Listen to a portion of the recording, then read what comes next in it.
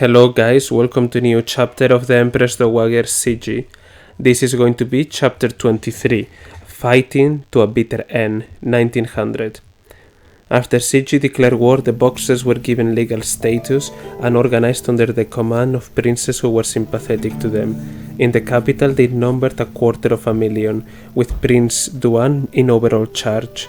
They were formed into some 1,400 leagues, each with roughly 200 members.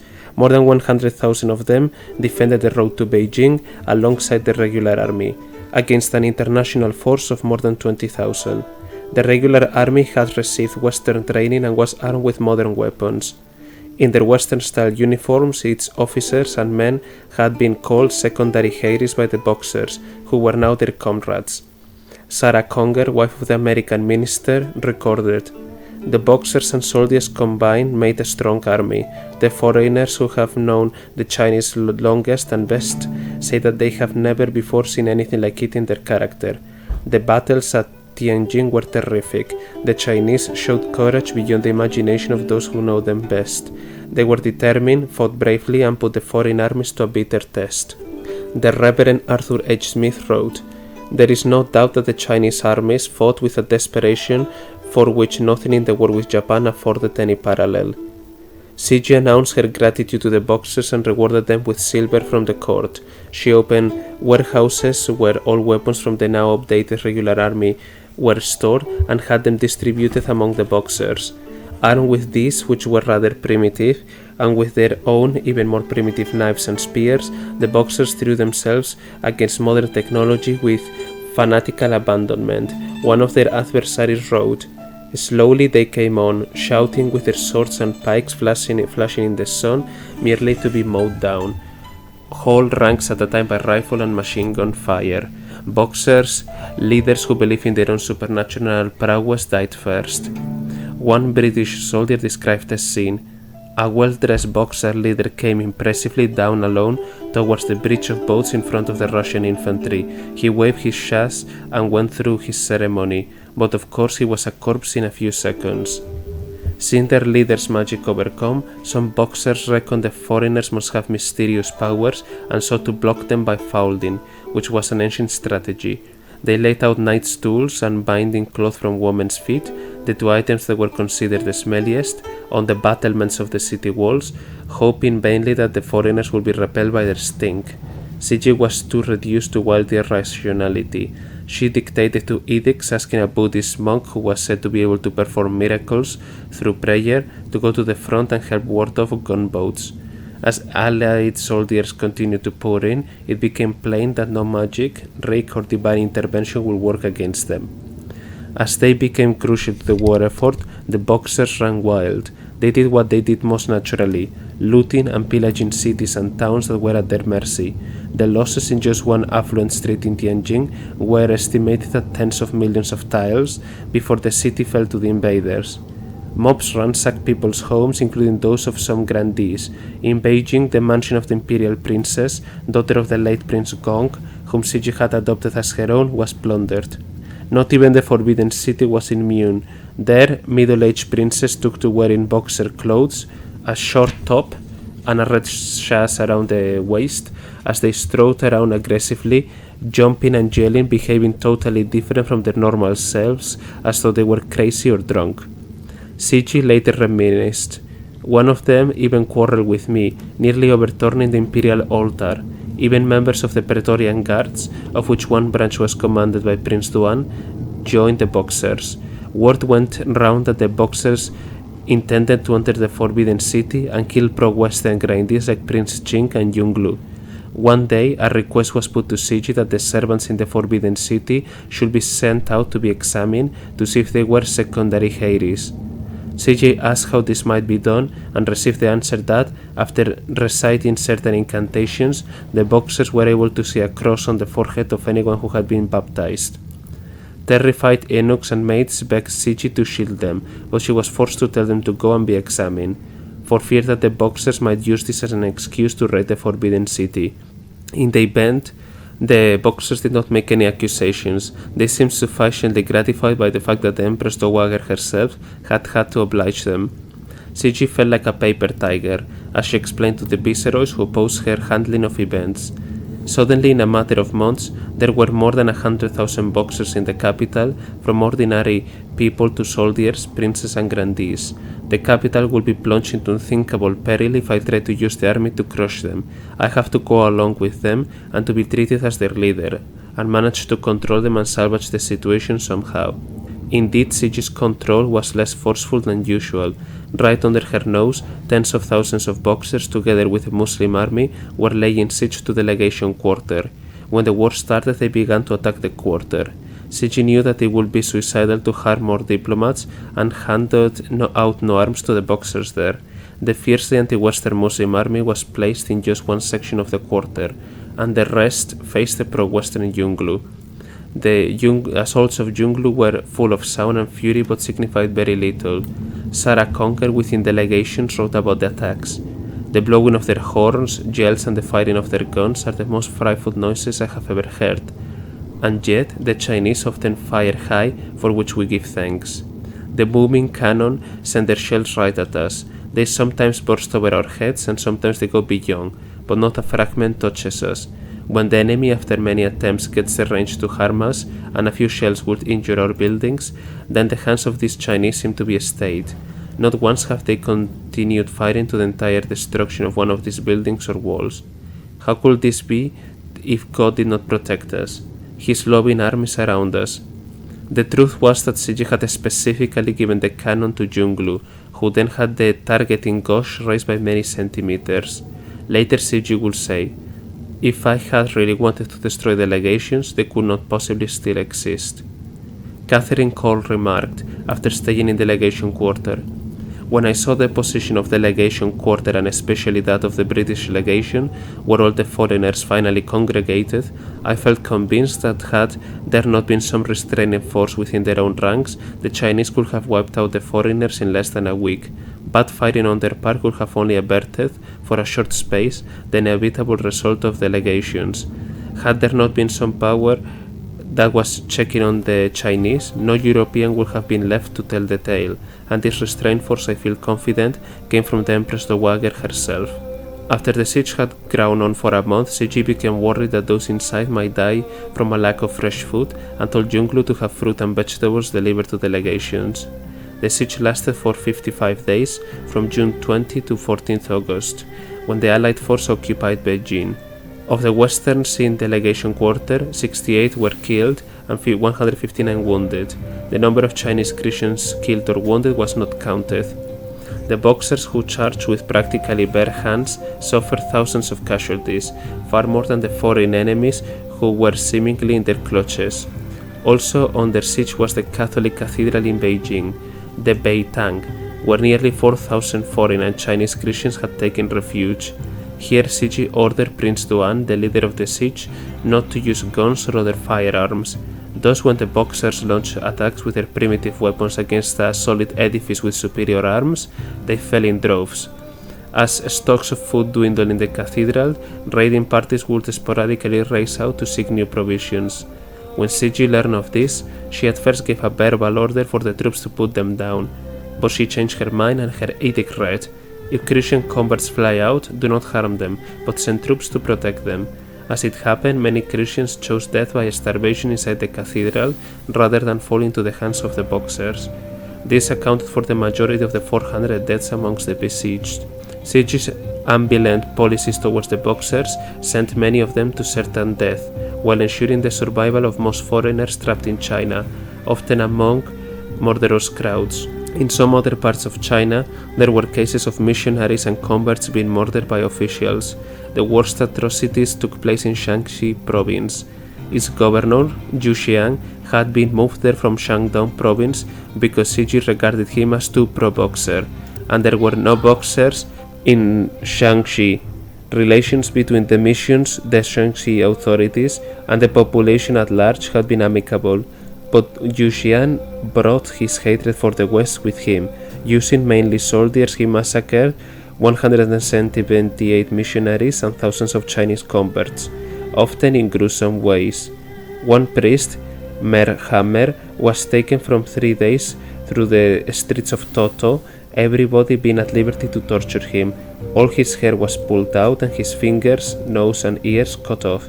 After this they wrapped him in stuff, soaked in oil, and hanging him head downwards, set fire to his feet.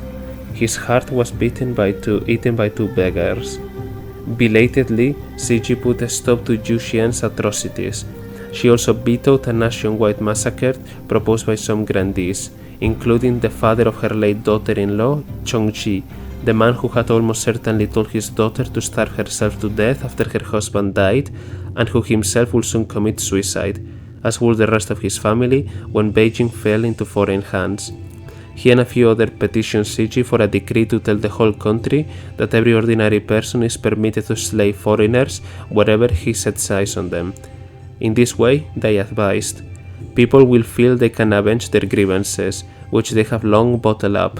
For decades they have been poisoned by foreigners, bullied by Christian converts and repressed by officials, big and small, who made biased judges against them. And they had nowhere to turn. Once the decree is known, people will feel so overjoyed and grateful to the throne that they will all rise up in arms and fight the invaders. The land of China will finally be purged of aliens and our people will be free from grief. Cixi kept the petition to herself and issued no such decree. The Boxer mayhem under Cixi appalled and alienated all her old kindred spirits, especially Li and Viceroy Zhang Xidong. They wrote to rebuke her. If you continue to indulge yourself in this willful manner and are only concerned to vent your anger, you will ruin our country. Into what deeper abyss will you plunge it before you are satisfied? They pointed out that she was going with the Boxers and making China no favors. Such huge numbers of them have been killed and their corpses litter the fields. One can't help pitying them for their stupidity. Besides, North China was now reduced to a land of desolation by the drought as well as by the Boxers. It was about time she paid some attention to the lives of her people. The viceroys across the country cabled each other daily, plainly agreeing that they would definitely not obey her decrees. For the first time in her rule, most of the regional magnates, crucial to the vast empire, had apparently lost faith in her. She had never been so friendless. When she launched the palace coup at the age of 25, and when she arbitrarily picked a 3-year-old to place on the throne, when she ruled for decades without a mandate, and even when she made a prisoner of the emperor, at all those times they had always backed her. Now they didn't. Isolation did not frighten her. A determined Cixi charged on single-handedly, gambling that she might find a way to deal with foreign invasions. But she had no wish to drag in the whole empire and positively encourage the viceroys to stay out of her gamble. She told them that they must preserve their own territory and act in a totally realistic way. It was with Cixi's complicit consent that the most important viceroys, led by Li and Viceroy Zhang, signed a pact of neutrality with the powers, which ensured peace in most of China, especially in the south, restricting fighting to the area between the Dagu forts and Beijing. Most provinces were spared therefore Boxer-style violence. As the Allies pressed closer to Beijing, Cixi was forced to sue for peace. She asked Li, still in Canton, to come to the capital to be her negotiator, offering him as an inducement the job he wanted, to be Viceroy of Cixi. Having previously been eager to go, Der was now reluctant. He knew that surrender was the only option, but the Empress Dowager was not ready to accept it and was hoping for better terms. Indeed, she was preparing to fight on even when the powers reached the walls of Beijing, moving in ammunition and troops for its defense. Der went north only as far as Shanghai, where he paused, claiming to be sick. Meanwhile, Viceroy Zhang collected a long list of signatures, including 6 of the 9 viceroys of the empire, plus a number of governors and generals, asking Cixi to allow the Earl to negotiate with the powers in Shanghai. Rarely had a petition been signed by so many powerful regional figures. Cixi was convinced that without her direct supervision, the outcome of the negotiation would not be acceptable, and she vetoed the proposal. Then she fired a warning shot at the petitioners, aiming particularly at Viceroy Zhang, their ringleader. On July 28, she ordered the execution of 2 men who were closely connected to him. One of them, Yuan Chang, a senior official in the Foreign Office, was known as the Viceroy's eyes and ears in Beijing. The Viceroy, after all, had a sizable network in information in the capital, which Cixi was willing to condone in normal circumstances. The other man, Yu Xingcheng, had been China's minister to Berlin at the time when Germany was preparing to grab Qingdao. Documents from German archives have now revealed that he advised the German government, hinting, extremely secret of course, that the threat of military force was the only way to get Beijing to hand over territory, and that Germany should simply go and occupy a harbor that suits it. The Kaiser acted on his advice and abandoned the original plan for a less aggressive approach. The Kaiser told the German Chancellor, Prince Hohenlohe, that it is really shameful that we need a Chinese minister to tell us stupid Germans how to act in China in our own interest. Minister Xingcheng may well have been tormented by his conscience, for on the execution ground he appeared to welcome death, tidying up his hat and robe carefully and then going down on his knees facing the north, the direction of the throne. He put his forehead on the ground and expressed gratitude to the throne. There was not a look of grievance or complaint on his face. It seems that Cixi had got wind of Minister Xingcheng's treachery. The imperial decree announcing the executions charged the men with harboring private agenda when dealing with foreigners. Being vague about a charge that would involve a foreign power was Cixi's style. Viceroy Sang understood that these executions were intended as warnings to him. He had indeed been plotting with foreign powers, especially Britain and Japan, which thought highly of him. He was famously a man of probity who preferred coarse cotton to fine furs and silks for his wardrobe, who invariably declined gifts and accumulated no personal wealth. When he died, there was not enough money in his family to pay for an appropriate funeral. His passions were nature and cats, of which he kept dozens and which he looked after himself. Westerners who dealt with him regarded him as being exceedingly honest and devoted to the welfare of his people, a true patriot. He was one of the few officials the Japanese regarded as incorruptible and really respected. Former Prime Minister Ito said that the Viceroy was the only man who could handle the monumental task of China's reforms, and the British considered him the most desirable man with whom to do business. Disappointed with Cixi and thinking that once she was driven out of Beijing, her government would collapse, a view shared by many, the Viceroy contemplated supplanting her. His representative in Tokyo, whose official job was to oversee the students from his viceroyalty, said to his Japanese contact that, if the throne is forced to leave Beijing and the Qin Empire is without a government, the Viceroy will be ready to step forward and form a new government in Nanjing together with 2 or 3 other Viceroys. The same message was given to the British. To prepare for this eventuality, the Viceroy asked the Japanese to supply him with officers and arms. Cixi may not have known the exact details of these machinations, but she had her spies and powerful instincts as well. Giving notice to the Viceroys not to deal covertly with foreign powers, Cixi fought her war to the end. After a strategic defeat that exposed Beijing, her commander at the front shot himself, and in his place she appointed Governor Li Bingeng, the man who had stopped Cixi from squeezing the population for her restoration of the old summer palace, only to be promoted, and who had been sacked under pressure from the Germans, as he was determined to resist their occupation. Loathing the invaders with all his heart, he vowed to Cixi that he would fight to his last breath, but he found the war a lost cause. The army had been thoroughly routed, and the soldiers simply fled without putting up any fight, blocking the roads in their tens of thousands. Wherever they passed, they plundered and torched the villages and towns. Governor Bingeng reported to Cixi before committing suicide. On the day of his death, 11 August, all Cixi's hopes were finally extinguished. Beijing will be occupied by the powers in a matter of days. 3 more high officials were executed charged with being traitors. One of them was her then Lord Chamberlain, Li Shang, with whom she had been very close. Cixi believed that there were quite a few traitors selling secrets to foreigners. Eunuchs remember her muttering that there must be spies in the palace, otherwise how is it that whatever decision we make here is instantly known outside? Her suspicion of Li Shan may well have been originating in 1898, when he had gone to great lengths to prevent a raid that she had ordered on Sir Jin Huan's house, a raid that could have found evidence of Jin Huan's liaison with the Japanese. But the executions were more to do with the present moment. Cixi wanted to stop senior officials from collaborating with the victorious allies who were about to enter Beijing. Finally, Cixi's mind turned to flight. She inquired about transport. and learned that 200 carriages and horses had been on standby, but that they had been snatched by retreating troops, and it was now impossible to buy or hire replacement as everyone was running away. The fact that Cixi did not have these 200 lifelines well guarded shows that fleeing had been very far from her thoughts.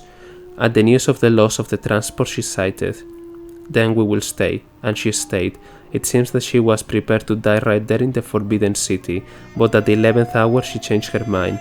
On the early morning of the 15th of August, while the allies were pounding at the gates of the Forbidden City itself, at the urging of a prince, Cixi left in a mule cart that he had brought from his house.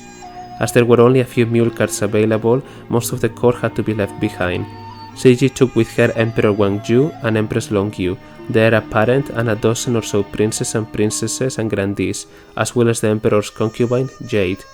The other concubine Pearl, who had been living under house arrest for the past 2 years, presented a problem for Cixi. With transport at a premium, Cixi did not want to make room for her, but neither did she want to leave Emperor Wangju's favorite concubine and accomplice behind. She decided to use her prerogative and ordered Pearl to commit suicide. Pearl declined to obey and, kneeling in front of Cixi, tearfully begged the Empress Dowager to spare her life. Cixi was in a hurry and told the eunuchs to push her into a well. As no one stepped forward to do this, she shouted angrily for a young and strongly built eunuch, Kui, to carry out her order at once. Kui dragged Pearl to the edge of the well and threw her in. As the girl screamed vainly for help, no one moved a finger.